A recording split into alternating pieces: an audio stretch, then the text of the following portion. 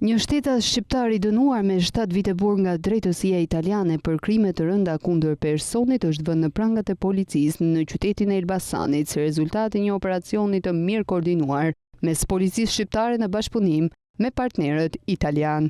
Në kuadër të operacionit të koduar Operacionalia 47, strukturat e drejtorisë së forcës së posaçme operacionale në bashkëpunim me Interpol Tiranën dhe nëpërmjet shkëmbimit të shpejtë të informacioneve me Interpol Romën bën të mundur lokalizimin dhe ndalimin e 50 vjeçarit Zamir Halili. Sipas autoriteteve, gjykata e Sienës në Itali e ka dënuar Halilin në vitin 2014 me 7 vite burg për 3 vepra penale të rënda: plagosje, dhunë në familje dhe marrëdhënie seksuale me dhunë. Nga ky vendim gjyqësor, shtetasi shqiptar I kanë mbetur për të vuajtur edhe rreth 6 vite e 9 muaj burg nga dënimi.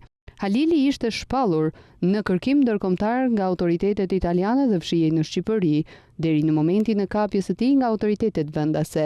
Interpol Tirana po vijon bashkëpunimin e ngushtë me homologët me Interpol Romën për përmbylljen e procedurave ligjore të ekstradimit të tij drejt Italisë, ku ai do të përballet me drejtësinë për veprat penale të kryera.